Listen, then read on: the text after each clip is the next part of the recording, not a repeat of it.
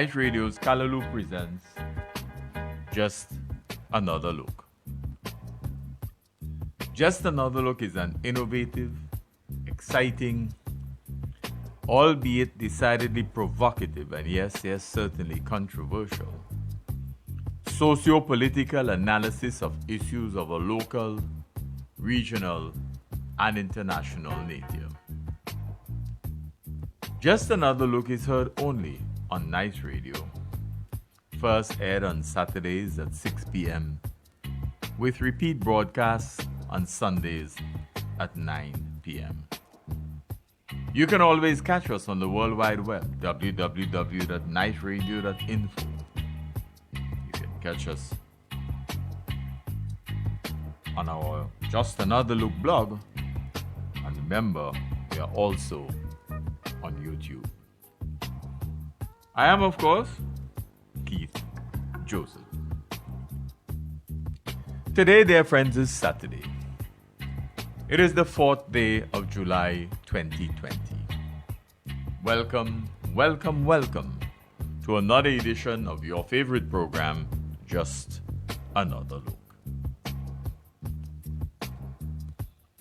I want to begin this week's edition of Just Another Look by referencing James Baldwin, a remarkable Black American writer who, like so many of those who had to endure oppression on this side of the Atlantic, often retreated to the metropole, perhaps to be able to think things through enough to write, hoping to make a difference. The quote is this: "People pay for what they do, and still more for what they have allowed themselves to become. And they pay for it very simply by the lives they lead." We want to repeat that. People pay for what they do, and still more for what they have allowed themselves to become. And they pay for it very simply by the lives they lead.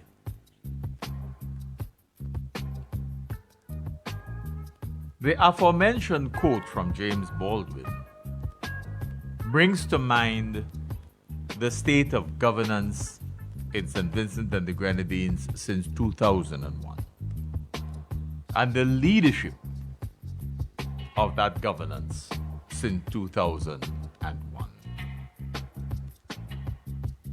Because once Gonzales took office,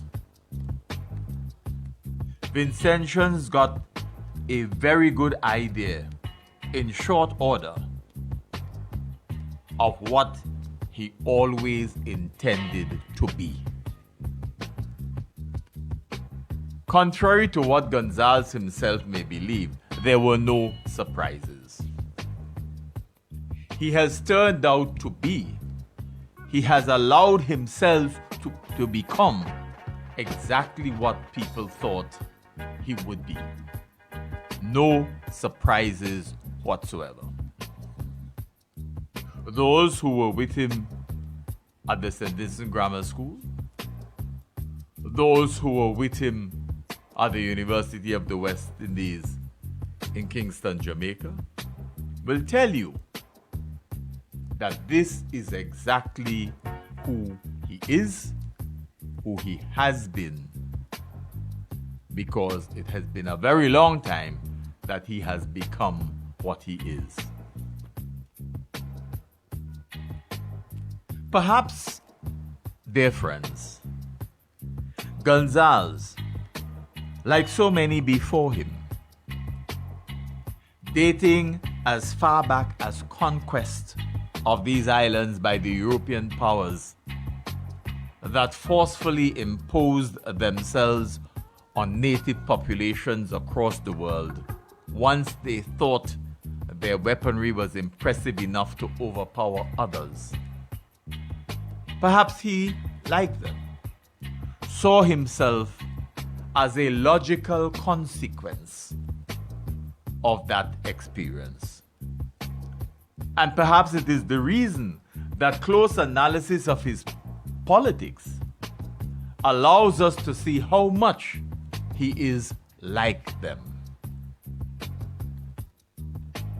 That is why we can talk of a benevolent dictatorship. That is why we can refer to a sort of authoritarianism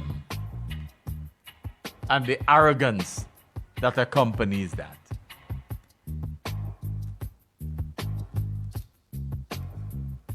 That is why we can talk about the ways in which we can see the machinations of governance. That is why we can talk about the opportunism that we have always identified in his politics. His eager suggestion, for example, on the evening of his party's electoral victory in 2001, that touted henceforth the mantra would change from Labor Now to Together Now, was in retrospect nothing more than a foretaste to the remarkable exercise of power he may have always desired to impose on Vincentian society. Even as he offered in the manifesto prior to the elections a consultative democracy, even though as the party offered the nation integrity legislation and a contract with civil society, there was a sense in which it was all sham. And at once the opportunity was taken to swivel in the big chair, that we had a very clear understanding of the reality that confronted us in the personage of Dr. Ralph Gonsalves, the Prime Minister of St. Vincent and the Grenadines.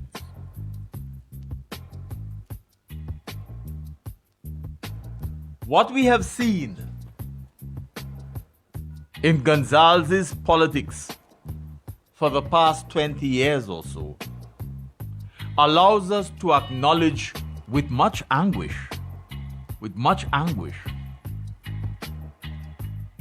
the truth and the applicability of Baldwin's words. People pay for what they do, and still more for what they have allowed themselves to become. And they pay for it very simply by the lives they lead.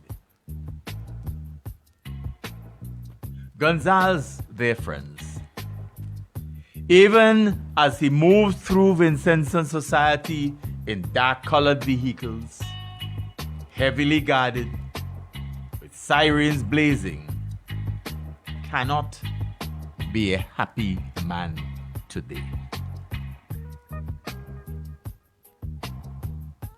The entourage suggests fear.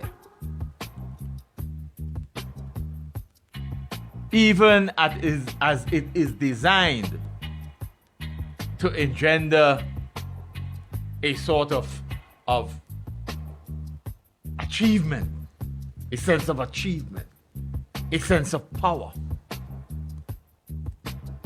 That all of St. Vincent and the Grenadines vehicular traffic has to stop because the boss is coming, because Papa is passing. There is no time to wait. There is a sense of haste, a sense of urgency each time you see the vehicles passing. Just Another Look says, It is more a sense of fear than it is anything else. The life he leads today is a most profound reflection of the consequences of the life he has lived and what he has become.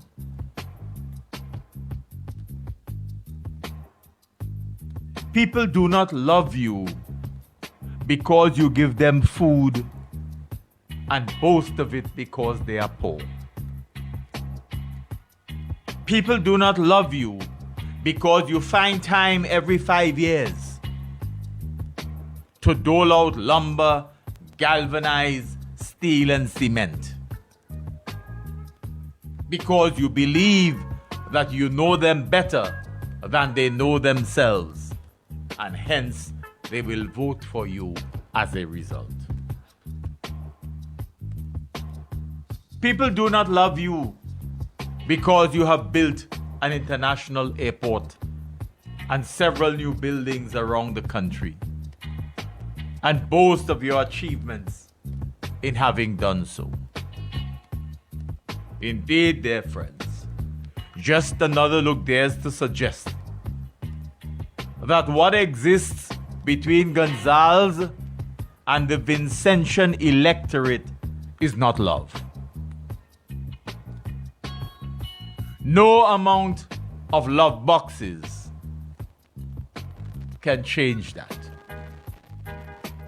No amount of lumber, steel, galvanized, and cement can change that. No amount of laptops can change that. Remember when he boasted once of giving public servants a bonus?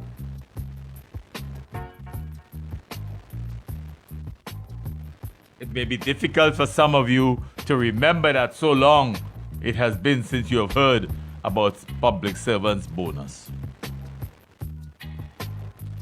The hapless public servants did not even realize that the bonus had stopped.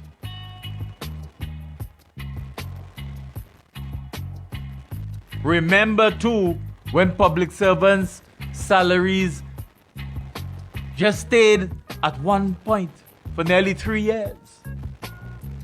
There were no negotiations for a wage and salary freeze. But that's what you had to endure. Remember when we were told, give him a chance to catch his hand? That is after we were on the cusp of economic takeoff.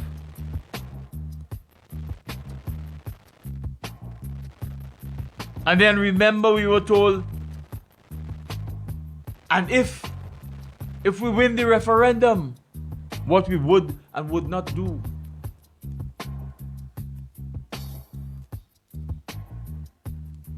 Remember that in 2010,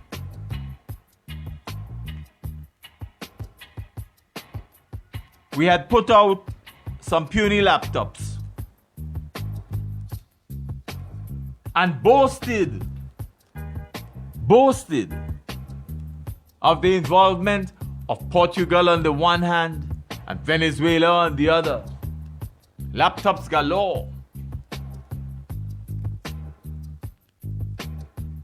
These computers disappeared without a murmur. Not only did they disappear,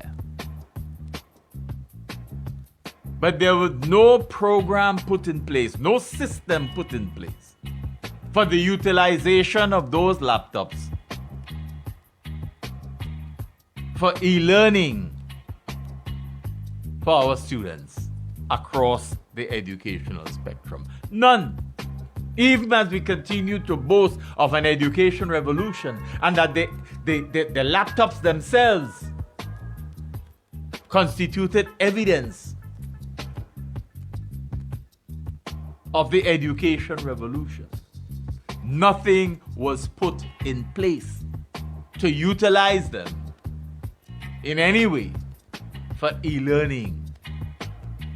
So the children got them, the teachers got them, but they were never facilitated with a system that allowed them both to work collectively for the educational development of our children through e-learning.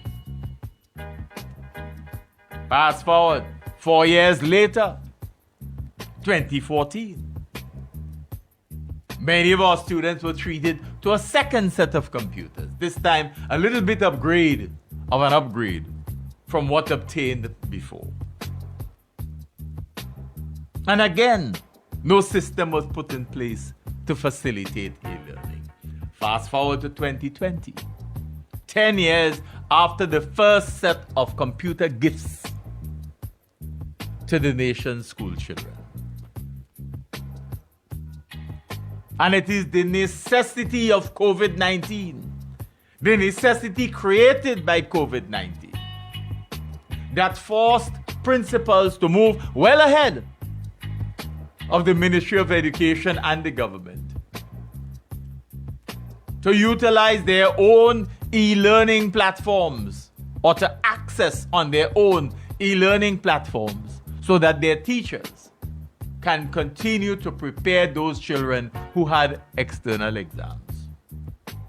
By the time the government learned its lessons from what the teachers and principals of many of our schools had already done and created or accessed a system, an e-learning platform, by that time, many of the schools, the teachers and the principals had already almost completed their program of teaching and learning with their students for their external exams. By the time the government was boasting that it was doing e-learning, it was probably only the CPEA students that would have been the beneficiaries of their education e-learning platform, Microsoft Teams. Others had long since gone their own way. Who was using Skype, who was using Zoom, who was using Blue Jeans, etc. That is educational planning for you, you know. That is the educational revolution that you have been fed over the years.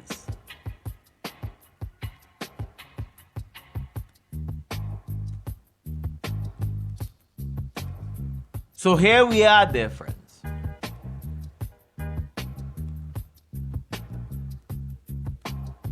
So much for an education revolution. But we will have praises sung over the next weeks and months about the e-learning platform.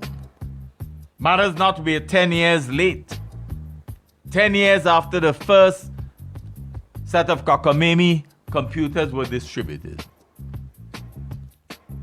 But I suppose the leftovers and the ruminants of the left will tell us that half a loaf is better than none at all.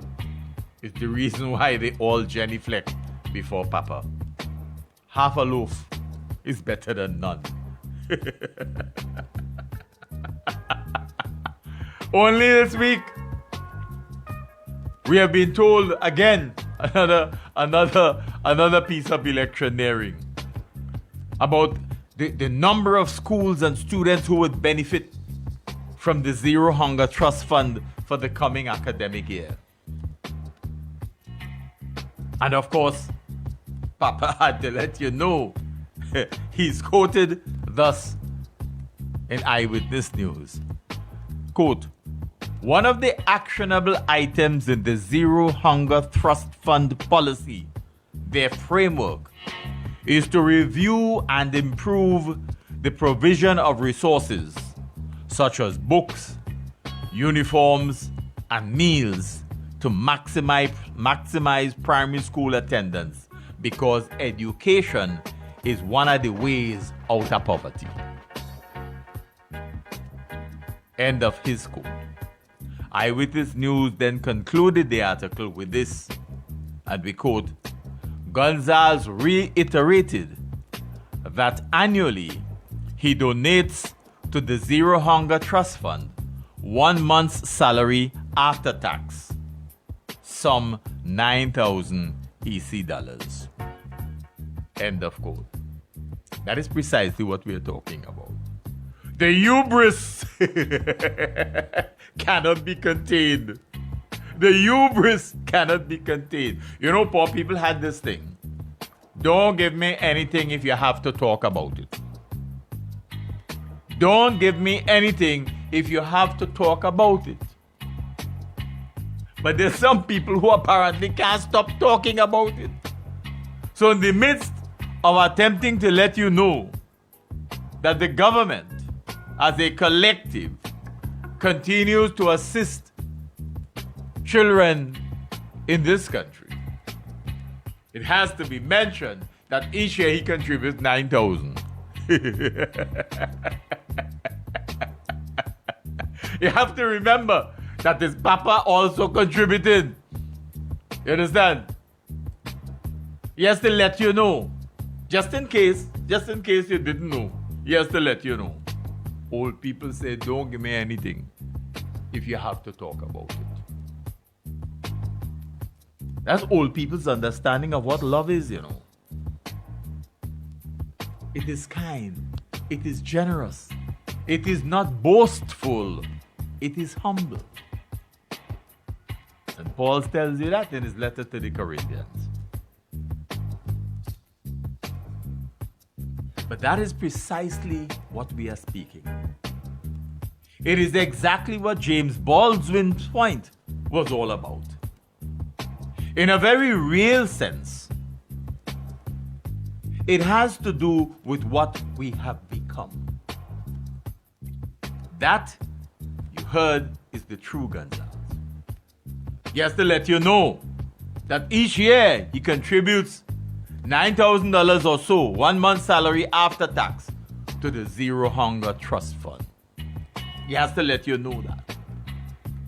Just in case you forgot, he had to let you know. Remember that. Remember, he contributes $9,000 after tax to the Zero Hunger Trust Fund. Remember that when you're going into the voting booth. Vote for me because I help you emerge from your poverty. Is that it? Is that what it is about? You see, dear friends, what exists is an abhorrent continuation of the benevolence that the conquerors and colonizers started from their very first visit. They came bearing gifts, but they also came bearing weapons. They took what we possessed while labeling our peoples ignorant. They did not appreciate how the indigenous peoples throughout the Americas had attained different levels of development because they understood development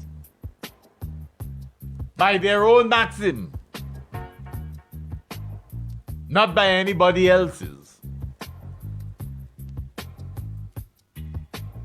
They could not understand how the Incas, the Mayas, the Iroquois, the Cherokees, and others had lived the way they had done.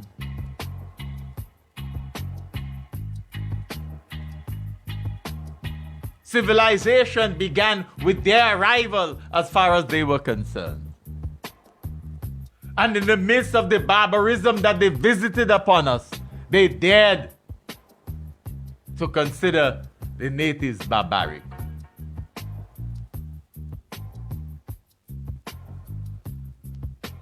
And so they have us arguing among ourselves and have us accepting the nonsense that black people are their own worst enemies. White people never say that about themselves. But we are anxious to say that about ourselves because we are committed to the crabs in a barrel syndrome that they taught us as part of the colonial experience. That is what C.L.R. James reminded us of through to his death. That our leaders in the Caribbean have been unable to extricate themselves from the colonial experience. More than anything else, they continue to remind us of the colonial experience by revisiting it upon us every single day of our lives. They become maximum leaders. They become the new slave masters. They are the new plantation owners. And they continue to see us as their minions. And we crave their favoritism. Because for many, that is the only way they can see their own survival. The Americas, Africa, Asia were all systematically colonized. Their peoples raped, tortured, civilizations destroyed, all in the name of progress and development as defined by the colonizer. The situation today is absolutely no different. Centuries after conquest, slavery, and colonization, the leaders of the Caribbean today are no different from those who went before them. It is as though they know which footsteps to follow as they become more and more like those who trod the same paths before. Gonzalez and his ULP, for all their bravado of change, are repeating history, marking time, and treading the same footpaths, the same steps of their ancestors. Whilst daring to suggest that they are creative, they are innovative, they are pioneering. We've all been here before. And the leaders have consistently refashioned themselves, yet remain unable to change. Our leaders, deludingly confident that they possess power, are forced by their inner loneliness to surround themselves with sycophants, constantly paying obeisance as if to false gods. Exploitation continues unabated. Sexploitation continues unabated. Abuse continues unabated. Our women and our children continue to be exploited, sexploited, and abused for the satisfaction of those who deem themselves in possession of 30 pieces of silver and the big chair, the seat of power as they know it, in which to swivel. That becomes the be-all and the end-all of their very existence.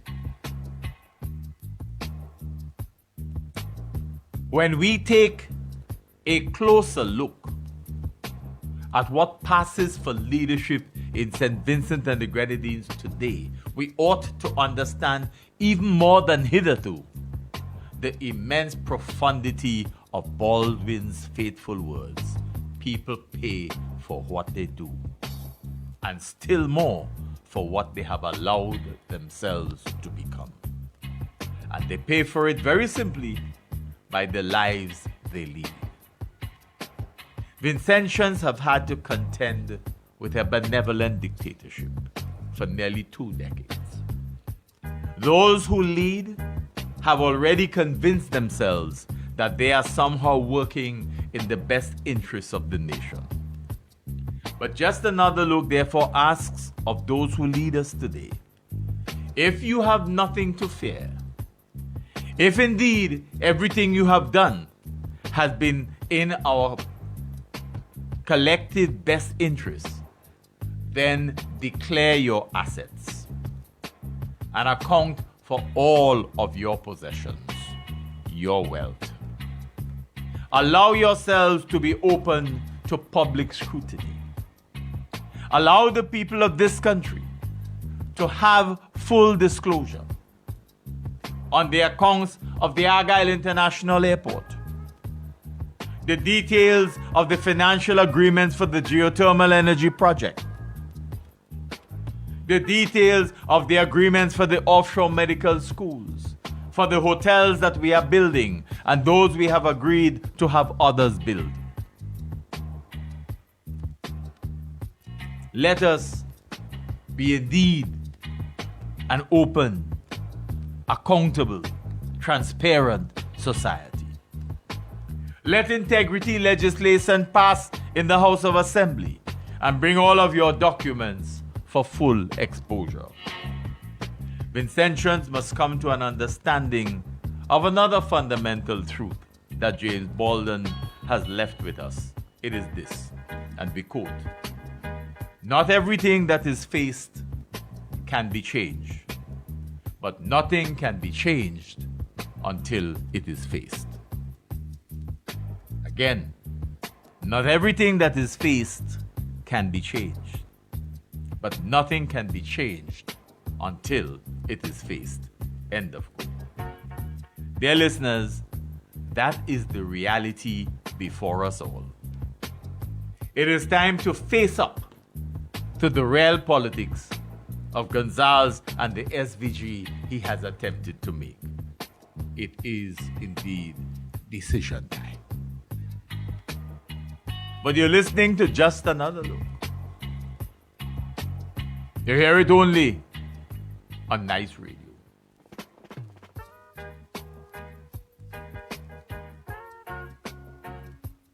We want to spend some time on Liat and the comrade. You know, sometimes people ask, why is it that the comrade is so much in programs and talk shows and so on as an object? And it is because you may recall that very early in his first election stint, he talked about the prime minister, meaning first. And that therefore translated into knowing just about everything that is happening in governance. Over the last nearly 20 years or so, we have come to recognize that it may well mean being on top and in charge of everything. If a hurricane passing, he finds himself in the studio with the people of Nemo. Anything happen, anything, it is him that you hear from, as if nobody else exists in governance. Him and him alone.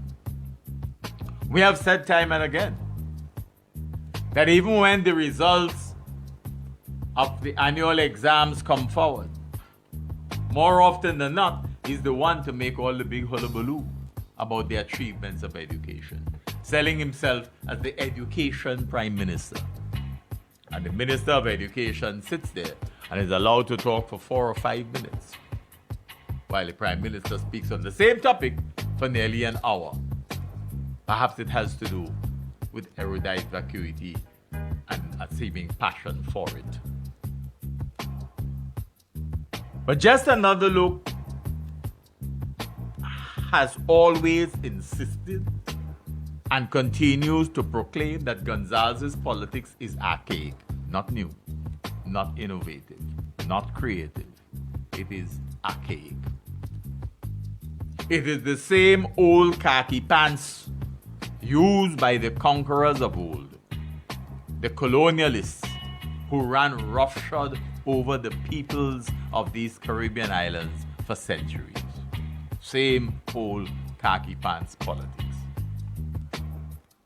The benevolent dictatorship that appears to have been ushered in by Gonzalez when he took office in 2001 remains in effect and highlights the content of the foregoing paragraph.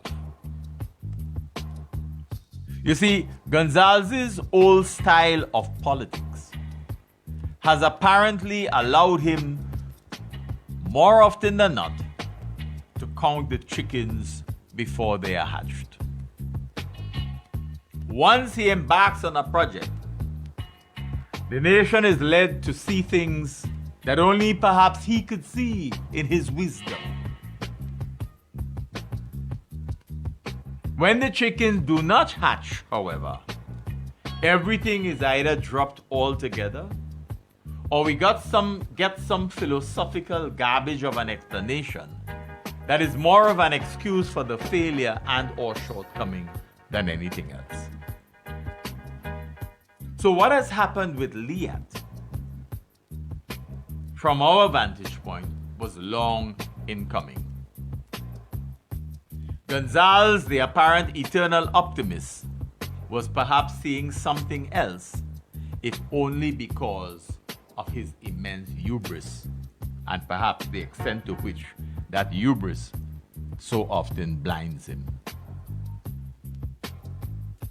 Not long after becoming engaged with Liat as a prime minister,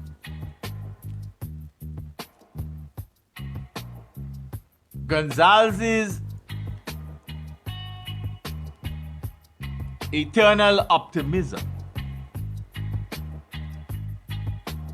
appeared not to allow him to see clearly the folly of a government like ours and like the Eastern Caribbean being able to maintain Liat. Governments think differently. They're accustomed to dealing with public servants. They operate their economies based on their own analyses as politicians. Their first way of looking at everything is from the political standpoint.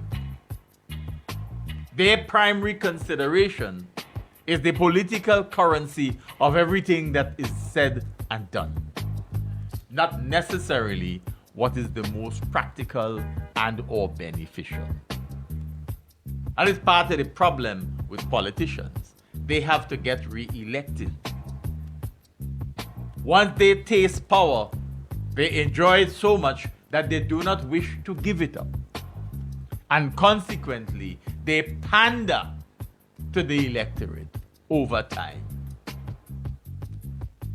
They're always thinking of the politics of the situation. And so it has been with Liat for the past several decades. No serious business person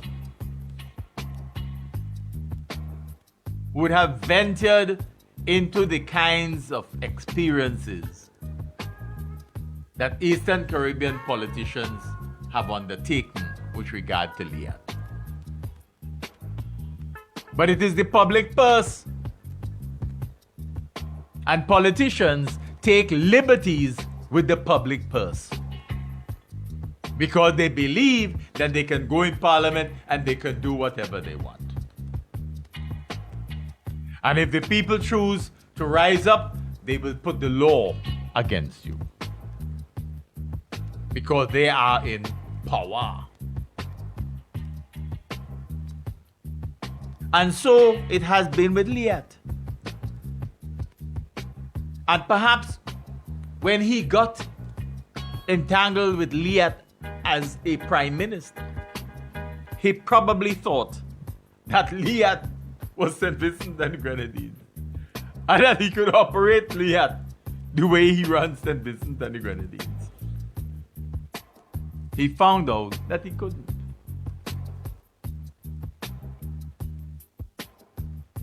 He wanted to make sure that Liat was protected. So don't let anybody else compete with Liat. Let us not allow for competition to Liat. Let us protect Liat. And you remember the way in which he responded to Caribbean Airlines when he thought that it would have been posing a threat to Liat. But as soon as the Argyle International Airport opened, he was very glad that they were one of the first to do international flights to and from the Argyle International Airport.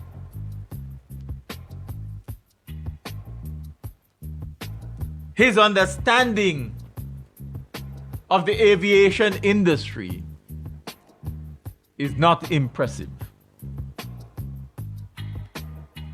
And his performances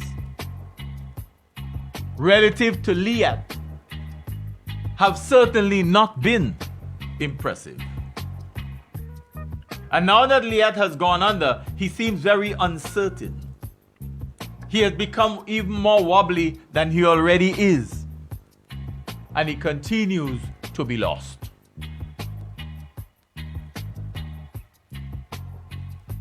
It was not so many years ago, that he returned from one of those meetings in Barbados relative to Liat.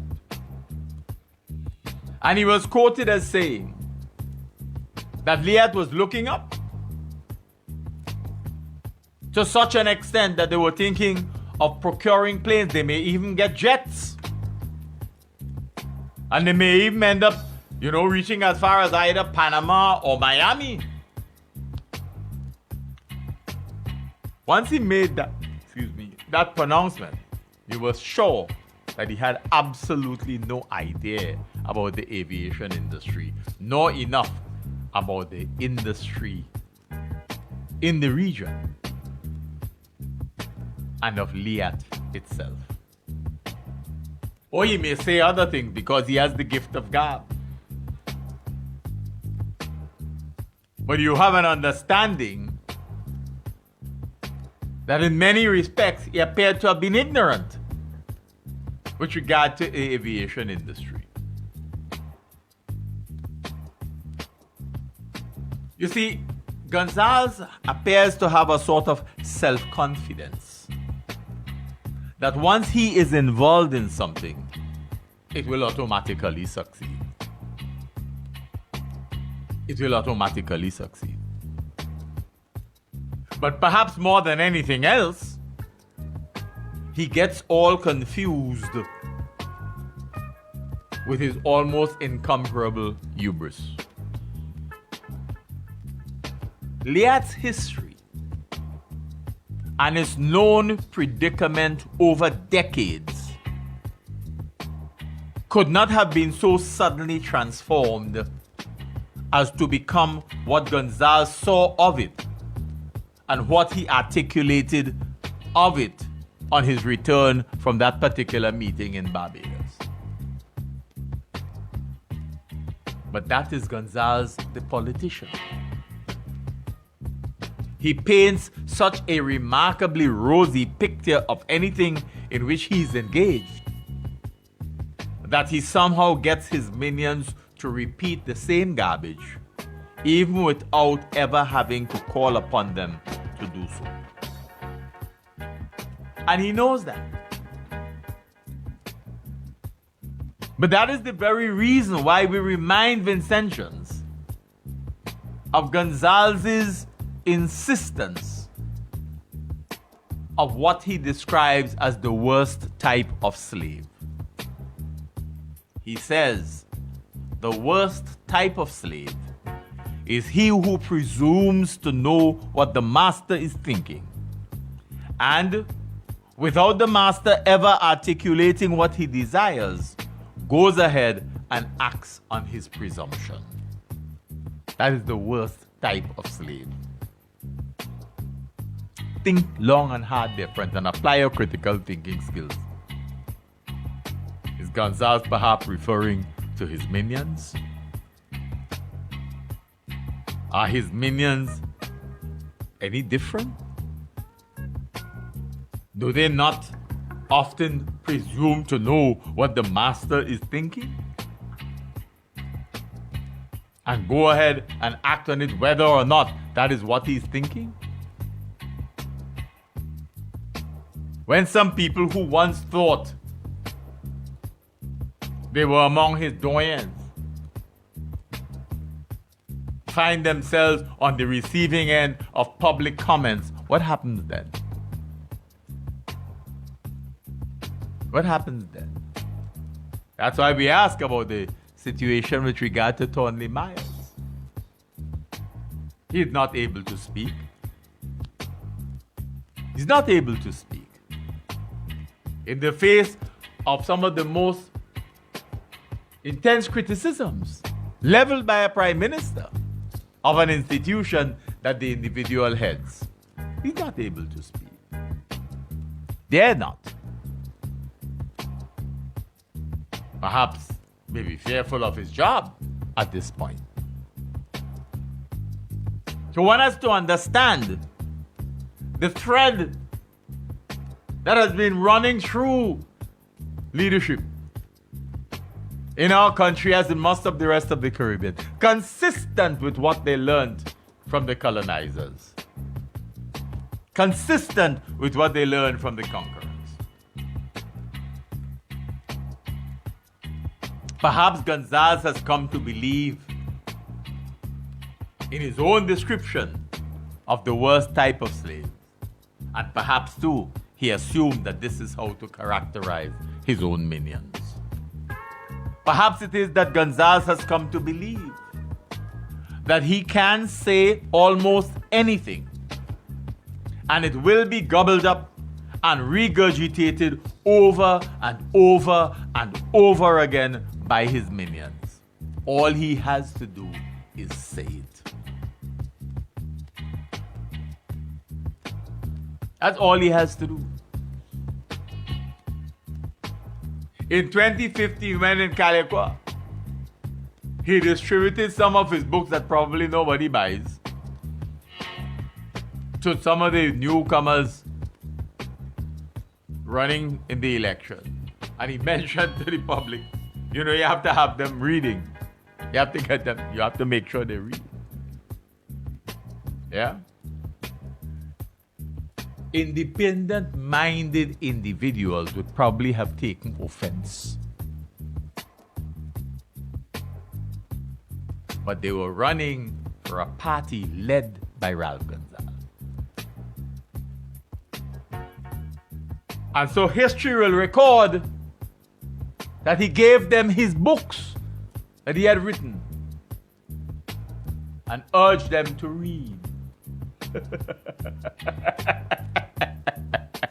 And they graciously accepted what to others who applied their critical thinking skills were moments of embarrassment.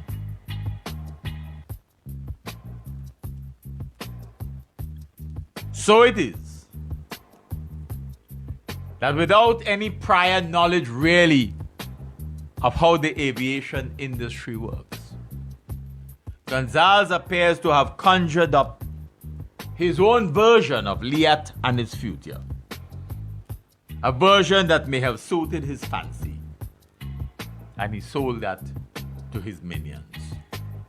To be honest, Gonzalez's engagement in Liat should perhaps best be described as a colossal failure. It may well be that COVID-19 has offered Gonzalez some appeasement, something of a reprieve from the justifiable criticism that should be leveled at him and others for the seeming bravado that once characterized how we address Liat. We have had people, we have had people who felt for certain that they would bring Liat around. We took the former head of the Caribbean Tourism Organization, and he came on board. And that too didn't work.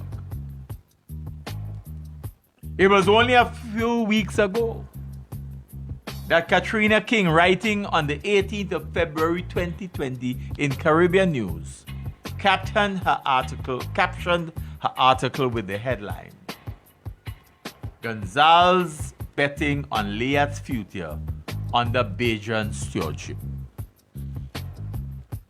And she noted, referring to Gonzalez, he remained optimistic that under the chairmanship of former Barbadian Prime Minister Owen Atta, the carrier will be revived. Record that again, He remained optimistic that under the chairmanship of former Barbadian Prime Minister Owen Atta, the carrier will be revived.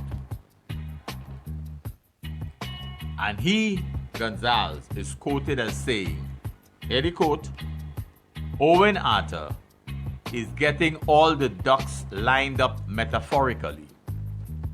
And very shortly, he is going to go around to each of the heads, starting with the shareholder governments, and discuss some of the changes which we need to make." End of quote.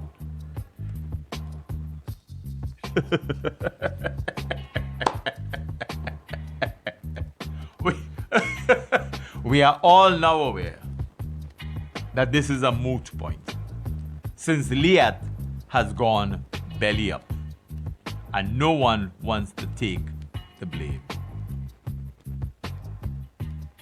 For decades, one prime minister after another has tried to justify their involvement in Liat, despite the consistent failure of successive administrations to make the airline viable.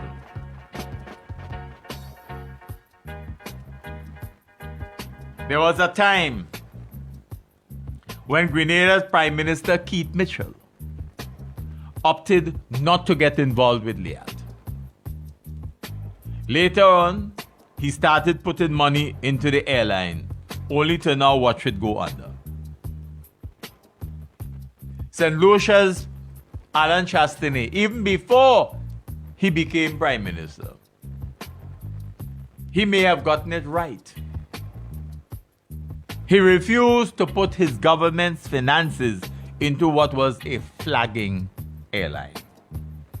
He understood that governments could not revive Liat. He understood that. He understood that Liat could not undertake the restructuring that was required as long as governments were in control.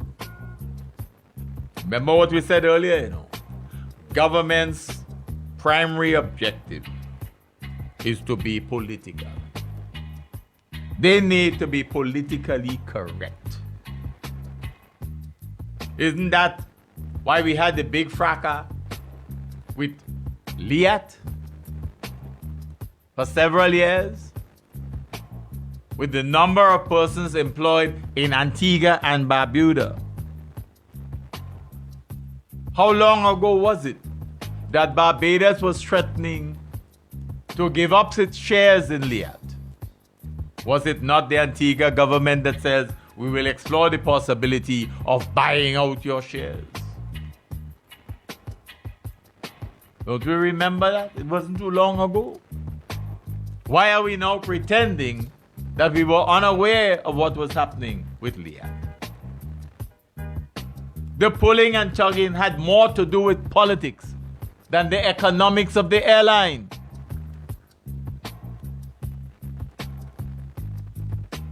You see, People, unfortunately, tend to have short memories, and politicians all the more so when it is convenient. Remember British West Indian Airways, BWIA?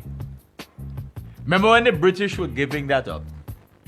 The Trinidad and Tobago government said they will buy it.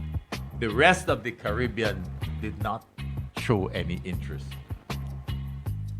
For all they cared, it could have gone wherever they want. But Trinidad and Tobago government bought it. At the same time, Trinidad and Tobago had a 60 to 70% share of Liat. Remember? Well, remember, both airlines were replete with losses. Both airlines.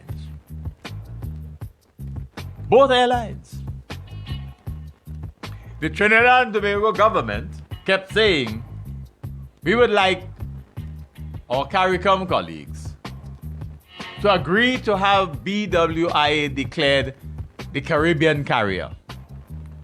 They could not get that agreement. They could not get that agreement. Riddled with debts both at Liat on the one hand and BWIA on the other, they gave up their shares in Liat.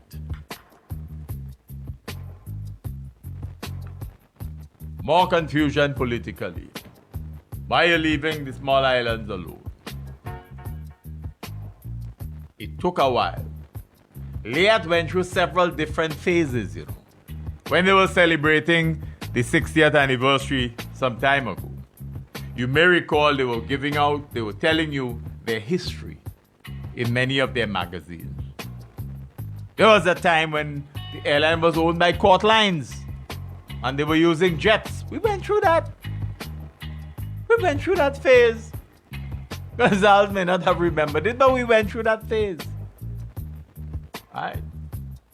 We went through the phase where Liat wanted to move to jets themselves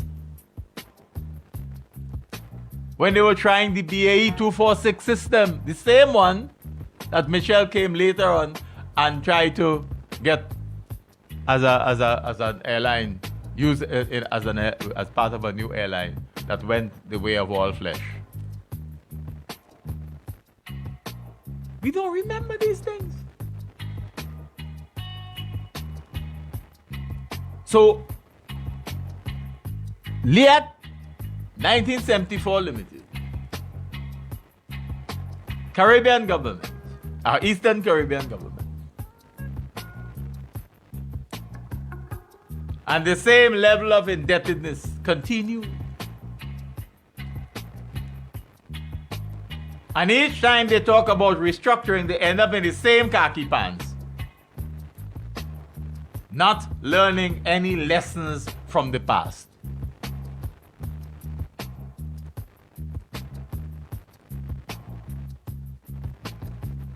Liat labeled itself the Caribbean airline. Governments of the Eastern Caribbean have for several years convinced themselves that they could carry the financial burden associated with Liat. And what they have always failed to acknowledge is that the airline industry is a highly competitive business for which they are totally unprepared and for the most part incompetent. It is not the public service. And you can't run an airline like the public service.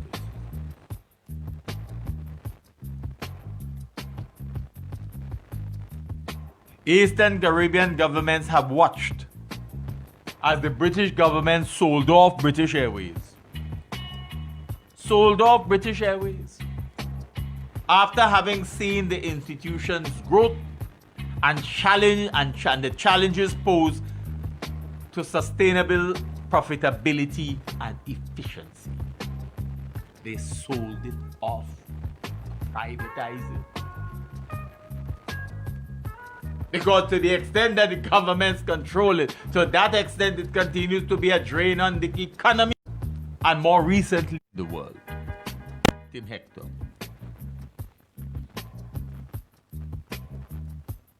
But you know,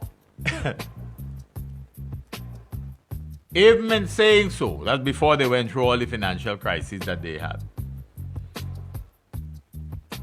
Barbados has never really attempted to start an airline. The country has virtually given up everything else for tourism. Tourism is the mainstay of Barbados. Tourism. And yet that country has never really sought to develop its own airline. Jamaica went its own way, didn't want to go with Trinidad and Tobago, just the same way it didn't want to be part of the West Indies Federation. Guyana has made several efforts, all of which have floundered. Trinidad and Tobago survived because of oil. And now that that's spoiled, they're in an economic quandary. How many countries have governments that are prepared to operate airlines as a serious business and not as an extension of the public service? If they have not done so, they have not survived. You're not the Middle East, where you can have Qatar Airways and Emirates and Etihad and so on running up and down because you have oil as if it's going out of style.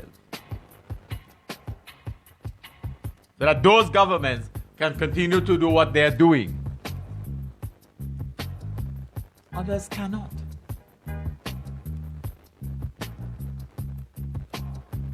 But we, within the small island, found it necessary. Liat is a necessity, we said. It is a necessity. For our very survival, it is a necessity. And so we didn't want anybody interfering with that. So even though Caribbean Airlines say they want to come in, no. We have to keep Liat afloat. One Caribbean came into existence. We don't really want to talk about SVG Air until we can clarify the matter of why we have not yet seen a report for SVG Air's aircraft J8SXY that disappeared in 2010, piloted by Suresh Lakram. We got a nice report, albeit a cockamamie one that we have totally rejected, on the disappearance of J8VAX, piloted by Dominic Gonzalez with Rashid Ibrahim on board, that disappeared in September of 2006. November of 2006. But in August of 2010, J8SXY disappeared. And the same Gonzalez that now talking about One Caribbean and SVG Air will be his focus going forward as the Minister of Airports and Seaports. He has not insisted, at least we haven't heard that, nor have we seen the extensive report like the one he published, or he had published, or they had cause to publish in newspapers, whoever was responsible for publishing it, on the disappearance of J8VAX. But what happened? Suresh Lakram life wasn't worth it. So now we are hearing him talking about One Caribbean and SVG Air. He's focusing on those now. When the pandemic started and they were looking after Liat, did you look around and ask, well, what's the situation with One Caribbean? Did you look to them to see if they had any real needs? Yet they're the ones that came and brought the children home from Jamaica. They're the ones that brought the children home from Cuba. Yeah? Small startup. So there seems a certain level of inconsistency where this Liat was concerned. Eastern Caribbean government watched as American Eagle started flying from San Juan to every one of these small islands. Come down the whole chain. But they remembered that there were days when you left St. Vincent and the Grenadines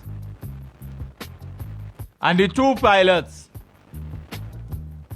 and the 2 air attendants and 3 passengers, sometimes 5, the dance could not pay for the lights. But because governments were the shareholders of Liat, they could have allowed, they thought, and could have afforded, they thought, to ply uneconomical routes.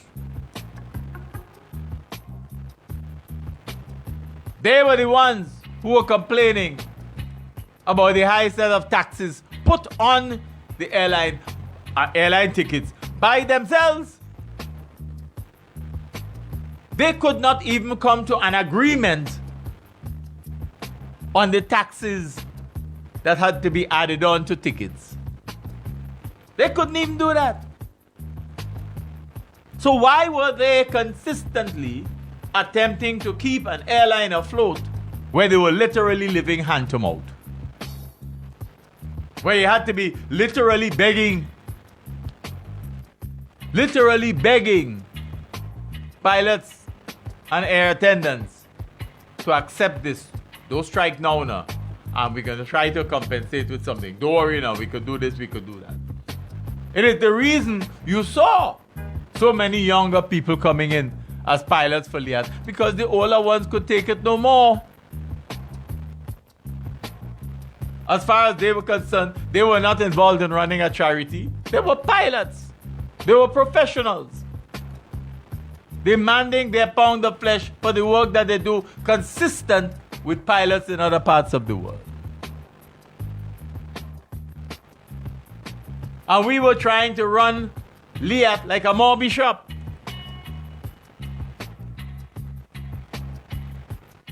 And many of those who were involved in making critical decisions about Liat never ran any business in their lives. Remember, running the public service is not a business, it is politics. It is politics. And as you have seen with regard to this pandemic, in an election year, you had an election budget read for you in the early part of this year. You got a second election rescue type package in the name of the pandemic earlier, not long after that. And the other day you get another one. Each time. But we will spare no resources to make sure that the ULP win the elections. Watch and you will see. And that's why every day you're seeing them all over the place. Because that is the name of the game. So the Eastern Caribbean governments have watched airlines pop up and fail across the region. And they failed themselves to analyze and therefore gain nothing. Instead, they use already scarce financial resources to pour into Liat's gaping hole. It is not for want of experiences all around us that many have long insisted that Liat should be divested from government to the private sector.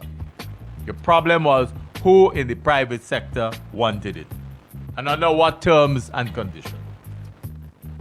Governments have challenges making their respective public services viable, let alone combat those associated with the airline industry.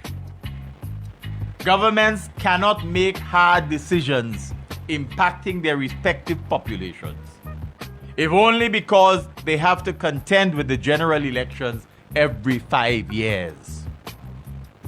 This may well be the reason that Antigua and Barbuda held on to Liat so dearly.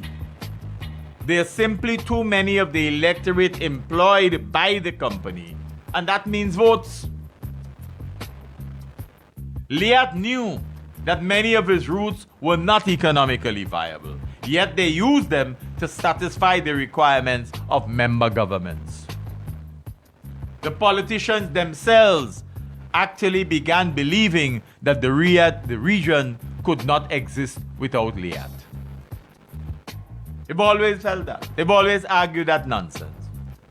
But the Caribbean has not been together on Liat, just as it has not been together on most things, not even CARICOM. The larger countries look elsewhere, and the Eastern Caribbean played too much politics with the airline. The reality is that Caribbean governments, despite boasting of tourism and its value to the respective economies, have not had a coherent region-wide policy towards this industry. The same can be said of Caribbean governments relative to the role of regional airlines and private investment in this important sector, given their own understanding of its importance to the economies of the Caribbean. After all of its decades of existence, today we have prime ministers explaining to their populations that Liat has nothing. Liat is broke. Liat is bankrupt. Why? Why, after all these years of existence, it is?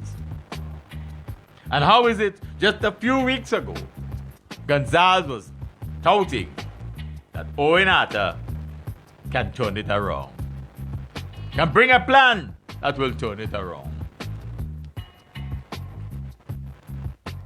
The very politicians, like Gonzalez, who are today seeking to explain that Liat has nothing, can do so without shame, because they feel justified by their use of funds over the past decades to keep the airline afloat.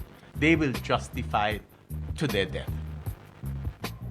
But airlines travel to places when and where the routes are economically viable, and not because politicians would like them to do so. Please, people pay to meet their needs. It is the reason. You remember when we were building the Argyle International Airport. People forget it.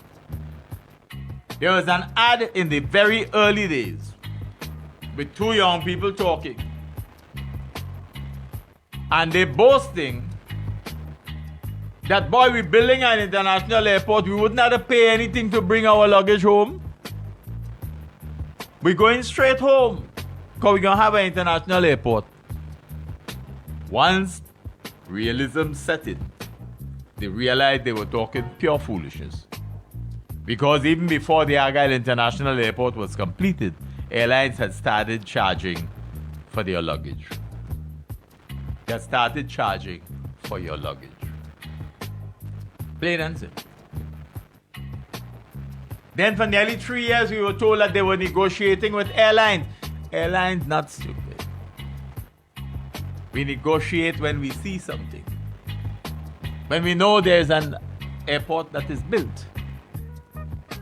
You can offer us the world.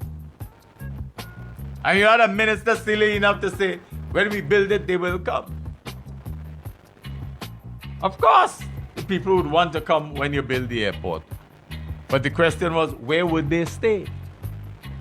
So that you spent 9 years building an airport. And during those 9 years, the only real new hotel that was built was the Kakamemi Bokamen Bay Resort that ended up in litigation.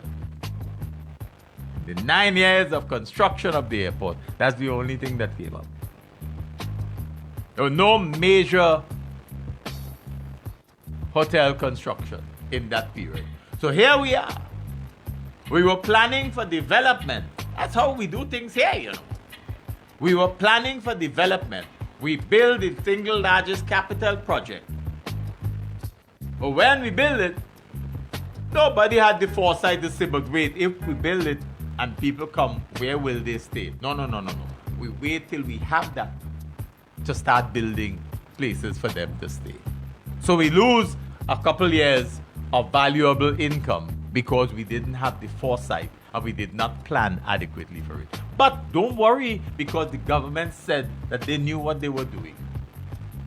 They had plans. The plans must have been in their heads only because nobody else saw it. And it's the same with the airlines. So you had to be grateful that the same Caribbean airlines that you were sort of almost keeping at bay, so as not to challenge Liat, was the one you had to welcome with open arms to come and do the international flights for you and your people. Same one. Same one. And the Vincentians who were living in England, who were part of the grouping that was told, don't worry, you're going straight home, still have to go through either Barbados or St. Lucia or Grenada to get home. How many years since the international airport? And they still have to do that because you don't have the passenger load coming from England on a consistent basis to justify people wanting to come here directly with their airlines. That's it. That's how this system works. But again, politicians are interested in the political currency of projects. So what was important was to build the airport and tell the nation, see, we build another thing, megalomania, we build it. They didn't tell you the accountability when the opposition asked for it. There was no obligation to bring figures to Parliament. Well, bring figures to the nation, because you did use money. So why don't we have a right to accountability and transparency? But you could say that because, as we said at the beginning of the program, it's the same old khaki pants politics from the days of the conquerors to colonialists to today. The thread runs through. You have a sense of power, and therefore you can do what you feel like, whenever you feel like, and say and do whatever you please. So we are in that conundrum. The same way we're not getting any per day cost for the airport. What is it costing us to maintain that airport on a daily basis? What is it costing us? And what is it costing us now that it is heavily underutilized during the pandemic? What is the cost to St. Vincent and the Grenadines? And why aren't we being told? Why is it not being discussed?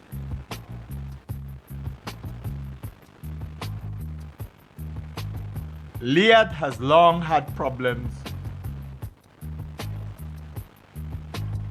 in the most recent debacle.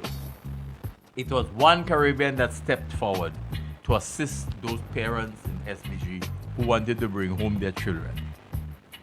Children who were studying in Jamaica and those who were studying in Cuba. But Gonzalez must understand that people have long memories, especially when it involves their families. What has happened to Liat was expected. COVID-19 only brought it forward. Has Liat been asking its pilots and air attendants to stay their hand on salary demands in the hope of better days? Gonzalez's over rosy pictures of Liat remained little more than facades that are now all dried up. What Vincentians must realize is that the Gonzalez situation with Liat is consistent with his general politics. We had this with the cross-country road that would have been a major transformational capital project if you listen to him. It fell apart despite all of the highly valued prognoses. It was the same with the ecotourism hotel project that was supposed to be built across the Rabaka River. That too fell apart. The Bukamen Bay Resort was intended as a transformational project and was supposed to host cricket fans for the Cricket World Cup Gold Coast matches here in 2007. Perhaps sensing problems, Gonzalez attended what was a designated soft opening of the resort.